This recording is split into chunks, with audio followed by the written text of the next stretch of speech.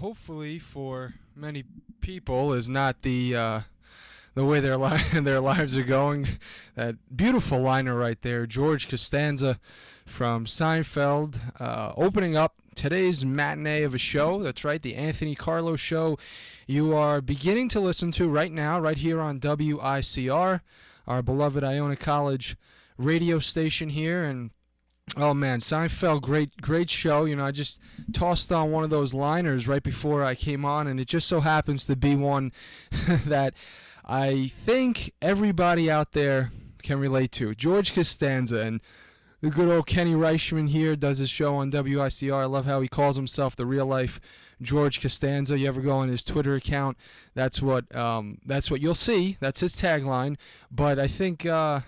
Yeah, why not open the show with a George Costanza liner? Everything he's ever wanted to be, he's the opposite of. That Seinfeld, just a great show. We'll go down in history as one of arguably the greatest sitcom probably to ever grace television. And there will be arguments, obviously, with other shows that have gone on in the past. I mean, you go all the way back. Go back to the dark ages, white and black television. You had the Honeymooners and Jackie Gleason, all those comedic shows that really started it all. But you can never argue with the fact that Seinfeld really became sort of a model focus of what a sitcom would be, especially in the modern age that we're in. And you get shows now, Modern Family and King of Queens, and King of Queens not even on the air anymore as a new show. They don't create any really new episodes, but you'll catch reruns here or there. But really, if you ask anybody, they'll always say, yeah, I love that show, but Seinfeld really is in a different class of its own. Well, why not start off our sports talk radio show with a little discussion about Seinfeld? That, just like this business, is very spontaneous and unplanned. That was unplanned because that was not going to be my opening monologue coming in here discussing Seinfeld, but just coming in here and throwing on a liner that happened to be a George Costanza liner. It was only right to talk a little bit about something as, I guess, famous as George Costanza, someone as famous as he was in that sitcom Seinfeld. So hope everybody's enjoying their day, having a good day. And of course, the Anthony Carlo show is a show in which we discuss the sports talk of the day. So you know as well as I do, I'd love to talk about Seinfeld for the rest of this program, but that is not the way things are going to go here. So why don't we begin with All-Star Weekend, maybe a little NBA. We have the All-Star Weekend coming up. Of course, Benzino and I and our lovely producer Rob Jiggity had discussed a lot about the All-Star festivities. The last program I had broadcasted from, which was a couple of days ago, EB Conversation. You can catch that every Tuesday night at 6:30 right here on WICR. But let's take a little spin off of things here, because to be honest with you, as a basketball fan, I really don't care about the All-Star festivities. And you may ask why. Why don't I care about the All-Star festivities? If there's any sport I really pay attention to All-Star festivities with, I have to be honest, it's going to be baseball. Major League Baseball is the All-Star game I get into. Now, why, you ask? Well, you know what? I'm not going to be fake here. I'm going to be honest and say that baseball, since I was little, has been my number one sport. Every sports fan out there, every fanatic, whether you follow 3 sports, whether you follow 4 sports, whether you follow 10, you're always going to have that one sport you're partial to. You're never going to meet a person who can truthfully tell you from the bottom of their heart that there are 2 or more sports that they are completely, if you had to ask them, can you put a sport in its class of its own? You're not going to find many people that give you 2 sports truthfully that they can do that with. They may lie to you or they may think that, but when you come down to it, when you come down to the core, there is one sport that holds a special place in your heart. For Benzino, it's basketball. For Anthony Carlo, it's baseball. And no matter how much I enjoy, not this year so much, but in a normal year, watching the New York Knicks, no matter how much I enjoy in a normal year, of course not this year, but watching the New York Giants, two of my other favorite teams here in New York, there always will be a special team that holds a special place in my heart. There'll always be a special sport that holds that special place in your heart. And for me, as you all know probably by now, it's the New York Yankees for that team, and it's Major League Baseball for that sport. And speaking of the Yankees and speaking of baseball, we'll get into baseball a little bit after. I mean, isn't it great when the NFL season comes to a crashing end and abruptly you're going through withdrawal syndrome from not being able to turn on the TV every Monday, Sunday, Thursday and see a NFL football game. All of a sudden, that magic phrase of pitchers and catchers coming up in just a few short weeks starts to enter into the airwaves, and that is a beautiful sound to hear, especially since NBA season at this point, to me, unless you're a hardcore NBA fan, is in a lull. You have the All-Star festivities, but like I was just getting into, really, unless you are an absolute fanatic of the sport of basketball and really enjoy every aspect of the game, you're not going to slobber over the All-Star festivities. You may flick it on. You know, there are going to be people out there who don't even watch. You know, they may turn on the celebrity game. But you're not. You know, how many people, sports fans, are actually going to sit down and turn on the Rising Stars Challenge, where even though it's interesting this year and they've revamped it a bit, and you have all the foreign players up against the American players, they put an interesting twist on that. You know, the average sports fan is not going to run to watch that. Now, in my opinion, you know, it's up for debate whether they would do that with the MLB All-Star Game as well. I mean, that obviously there are going to be people out there who the average sports fan out there would probably not run to put that on either. But for me, at least, the All-Star Game in Major League Baseball every year was a staple for me. Home Run Derby, All-Star Game, middle of the summer, Midsummer Classic, got to put it on. It just comes on in my house. You know, I as a little kid, I used to love watching the Home Run Derby. I used to get all excited for it. Up until this day, I record it. If I'm working, if I'm out, I am recording the Home Run Derby because I want to see some guys hit some balls some very, very long ways. You know, it's just something that I enjoy. And with the All-Star Game, you know, one topic of discussion of why maybe I appeal to that more, aside from the fact that baseball is the sport that holds that special part of my heart, is probably the fact that it means something. The winner of that contest gets home field advantage for their league come World Series time. In the NBA, it really doesn't mean anything. It's just an all-star break. It's a time to watch big slam dunks and the best players in the league go at it. But it's really, you know, nobody, you know, other than baseball, nobody's really playing. I mean, NFL, it's despicable. The Pro Bowl, I mean, I can't even, I don't watch it. I'm going to be completely honest. You'll catch me flicking on the NBA All-Star festivities here or there. You'll catch me regularly on a normal time, you know, normal year turning on the MLB All-Star Game, but you will not normally find me watching the Pro Bowl. Can I explain why? You know what? I can't really, because I've never really sat down and watched the whole thing before. You know, does it bore me? I mean, listen, it just doesn't catch me. Okay, it's right before the Super Bowl. I'm really all excited for the Super Bowl. I'm vamped up. I'm literally running on adrenaline, and you get that 2-week gap between the end of the playoffs and the Super Bowl where you're just waiting, you're salivating. Now both of the best teams in the league are finally going to go head to head, and boom, we have a break. And what do they put in place of that break? The Pro Bowl. I don't appreciate it that much. I don't find that a useful break to watch the Pro Bowl. Maybe some diehard NFL fans would. And I'll tell you one thing, I'm a very avid football fan. I love the NFL. I love football. I love watching the game. Would I consider the NFL that special place in my heart? No, because like I said, no matter, you know, I do this for a living. I come in here, I talk about sports. So for me to tell you that, you know, a certain sport doesn't appeal to me as much when I put it up against my special sport, that's just the honest truth. You know, if you figure I'm coming in here doing this for a living, and I'm admitting to you that Major League Baseball, I love, you know, I'll be honest right now, I love the NFL, I love the NBA, I love the MLB, I'll watch playoff hockey, but if I had to characterize, if I had to pick, if there was a gun to my head, somebody said, you must pick which sport you are most, which is your favorite, I would say to them, well, I love the NFL, I love the NBA, but you know what? If I had to pick, my favorite is the MLB.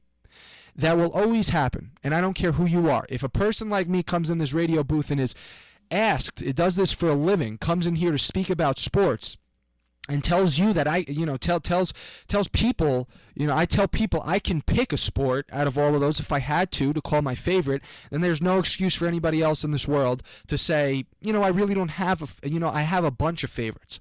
I love the NFL, I love MLB, I love the NBA all equally. I love hockey. I love them all equally. To me, maybe it's possible. Maybe you'll find that one or two people out there that'll say that.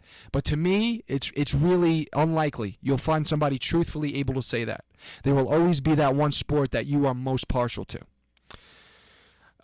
So anyway, getting a little sidetracked here. My point here in this first segment was the Pro Bowl doesn't really attract me enough at all. I don't watch it because I want the Super Bowl. I want it. That's it. Basketball, like I said, I will discuss NBA festivities because it's a fun time. Yes, we enjoy talking about it. One and done. I will not bring it up again. I'll watch some of it. I won't DVR it. I won't watch all of it. I won't be glued to the TV. Baseball, I will be. I will watch the All-Star game. I will make it a point to watch the Home Run Derby and the All-Star game. My point to this part of this segment is why, and my answer to that is I'm guessing because if I had to pick a sport, I'm most partial to baseball. And if you had to ask anybody out there, truthfully, that would be their answer. There's one sport they're most partial to. And other than that, the only other alternative that I could think of why I'm most attracted to it is because they play for something. Unlike any other sport, and what happens is you actually get something out of whoever wins the MLB All-Star game. Whoever wins it, whatever league gets it, gets home field advantage in the World Series. So, with that being said, aside from boring you with another segment about the NBA All-Star festivities, how about we talk about the first half of the NBA season in total? Now, we'll begin in the Eastern Conference. Obviously, a lot of stories this year, a lot of surprises, if you'd like to call it. One surprise, I don't know. I've been grappling with this for a while, and I don't know if I can officially call it a surprise.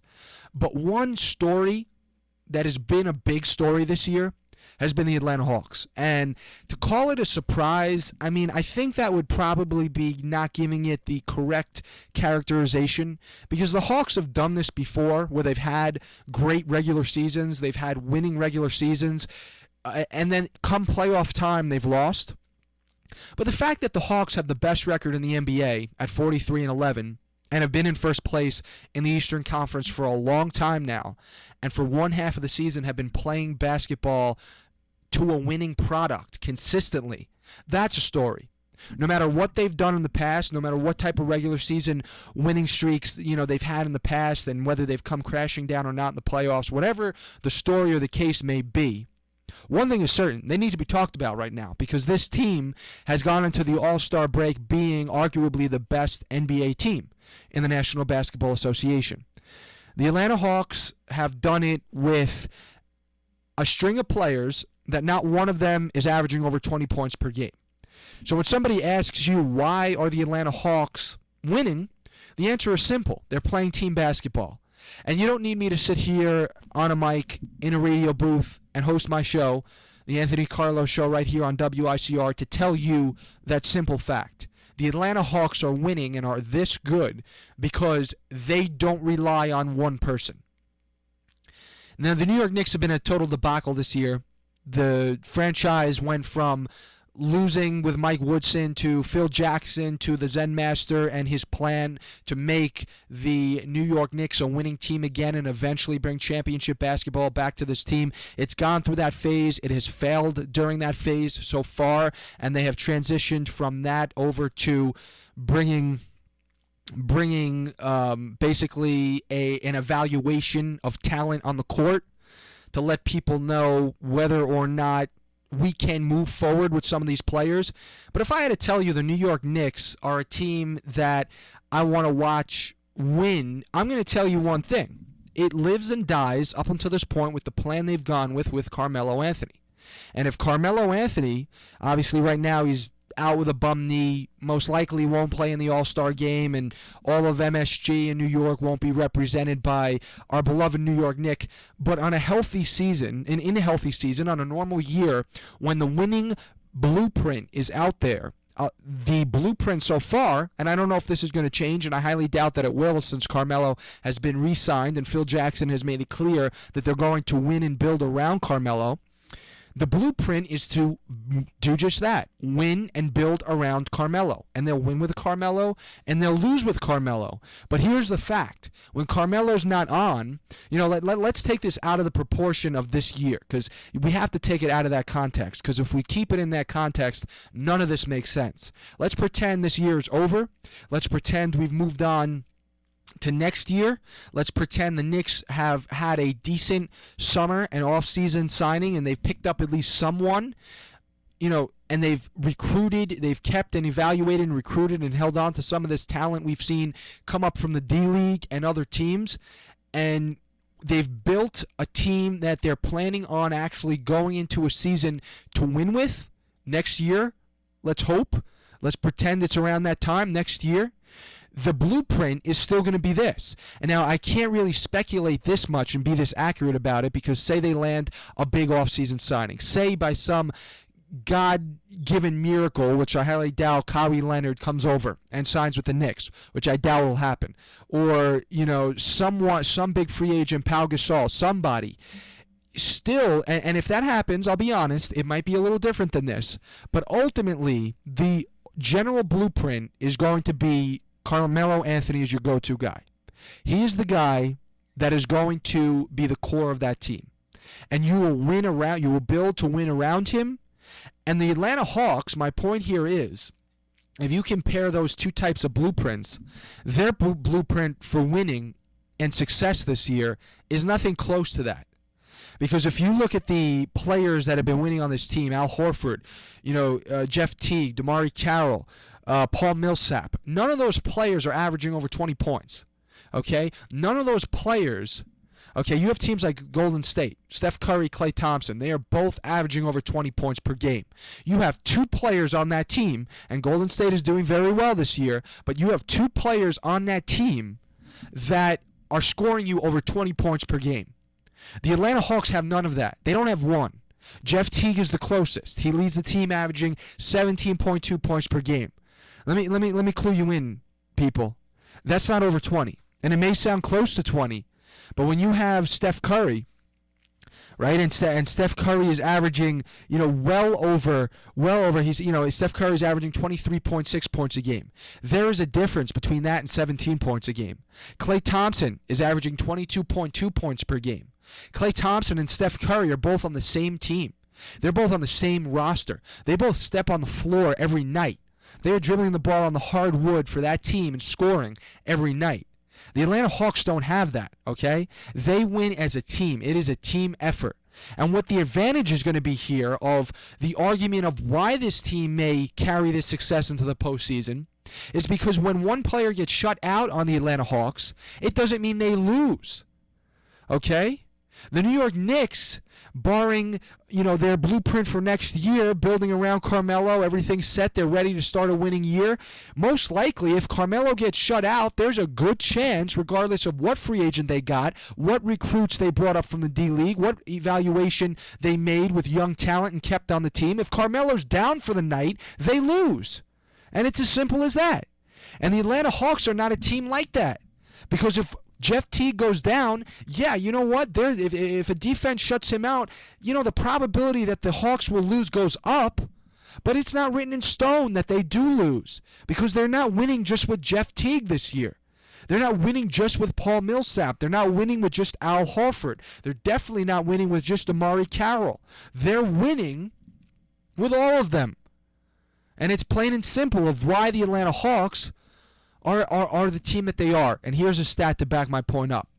The stat here, I have a few stats here, and we'll take a look at this. 6th in points per game. Okay, so they are 6th in the league in points per game. They are 5th in points allowed. Okay, so that's not too good. Okay, they 5th in points allowed. It's not horrible, but it's not too good. Where are they making their money here? They are 2nd in assists per game. Okay. That is why the Atlanta Hawks are the team that they are this year. And that is why they are doing as well as they're doing. Second in assists per game. Okay? And the closest behind them in this division are the Washington Wizards. And guess what? They're 10 games out. So if other teams decide to take on the blueprint of what the Atlanta Hawks do, I wouldn't call that a bad idea. I would not. Because if you think about it, they are winning with a few second-string all-star players. If you look at the all-star teams this year, I believe, and you can correct me on this if I'm wrong, but I believe that there's not one Atlanta Hawks starting in the all-star game. I don't believe there's one. Okay? Now, there are players on the teams, but they're going to be coming in later on in the game. They are not starting, which means they are not Steph Curry's. They are not Blake Griffin's. They are not any of those guys. They are not, Russell Westbrook's, Kevin Durant's. These are different types of players. Okay? They play as a team. I'll forever compare any team like this back to and I'm not calling this a straight up comparison, but anytime I'm talking about this type of winning, I will always compare this to the 1998 New York Yankees. This team won more games in Yankee franchise history than any other team, including Murderers Row. The 1998 New York Yankees had players like Scott Brocious, Tino Martinez, Bernie Williams, Paul O'Neill. Okay? The Murderers Row Yankees had guys like Babe Ruth, Lou Gehrig. Okay, these are Hall of Famers. These are some of the best players to ever play the game. And the 98 Yankees won more games than them. My point here is you don't need a star-studded all-star team to be this good. You don't need one or two players that will probably go to the Hall of Fame in order to win you a championship on your roster. What you need is a team who plays together as a team. What you need is a supporting cast. And the Atlanta Hawks, listen, it's up for debate. You want to say that there's one main player with a supporting cast? Go ahead. I don't want to. I want to say there's no main player, and the whole thing is a supporting cast. And every one of them plays their role, and every one of them does their job. And that's why they're second in the league in assists. They share the basketball. That's why none of them are scoring over 20 points per game. That's why this team is good. All right, to recap the rest of the segment, I kind of took myself here on a little bit of a rant, but we're going to talk a little bit about the first half of the NBA in a couple of more ways here.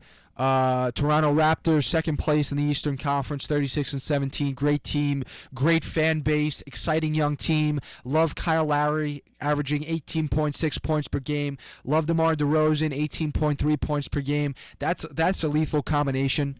Jonas Valanciunas, 8.3 rebounds per game. This is another team that, even though they lost in the first round to the Nets last year, this is a team that has potential to really do well. It's another blueprint of a team that's really not relying on one player to absolutely take the show. I mean, you can say Kyle Lowry and DeMar DeRozan have that ability.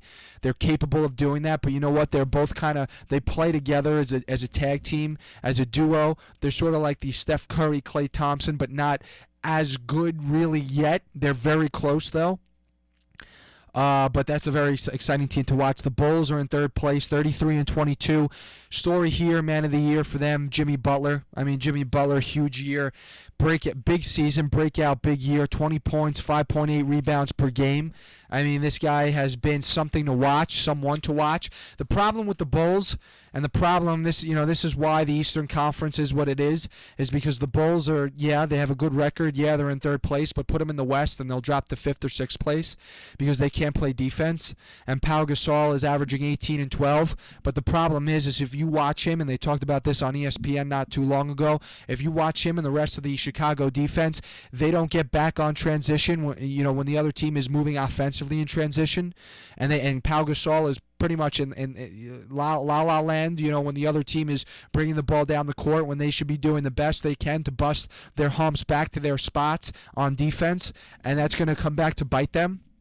All right, Joakim Noah had an MVP caliber year last year. He's nothing like that this year. He's averaging 7.6 and 9.5. But you can't expect him to have that same exact year as last year because they were playing again without D. Rose. All right, they were playing without the potent player that Jimmy Butler has become this year. and they were and they were playing without guys like that. So this year they have a lot more production spread across the board. They got Gasol doing a great job offensively. They've got D Rose here, averaging 18.7 points per game, and they've got Jimmy Butler in that mix. So you can't expect Noah to be doing the exact same damage he did last year. A little disappointing to see Dougie McBuckets down with an injury. Wanted to see what he could do a little more frequently this year. You drop into the next, the Cleveland Cavaliers. They're 33-21. You know what? They started out a rocky first year, but they've settled down. There were a lot of times this year so far in the first half of the season where the controversy built up. Was David Blatt the right coach for this job? Was this team going to be able to develop that chemistry necessary to be a winner? So far, Kevin Love, the numbers are not as bad as his season may have seemed so far. If you look at him, he's averaging 17 and 10. That's not the same Kevin Love as last year, but the way that sometimes you feel watching him this year, you'd expect the numbers to be a lot worse. You feel like he hasn't slid into a role on this team. You feel like it's all Kyrie sometimes, and LeBron, basically, you feel as sometimes he takes a second, sort of a back seat to Kyrie, and LeBron, though, you have to pay him homage this year. You have to really understand how great this guy is. I mean, 26 points per game to go along with 7.4 assists per game. I mean, the guy is not only getting Kyrie his big nights, he's not only spreading the wealth and being a catalyst on this team, but the guy is scoring, unbelievably, 26 points per game. And there were times where all of these guys, whether it be LeBron, whether it be Kevin Love, whether it be Kyrie, there were all question marks around all of them. Are they developing into that chemistry that this team needs in order to produce a winning team? But I think right now the question marks are gone for now. Now, they're not completely gone, but going into the All-Star break at 33-21, put them away for a while, okay?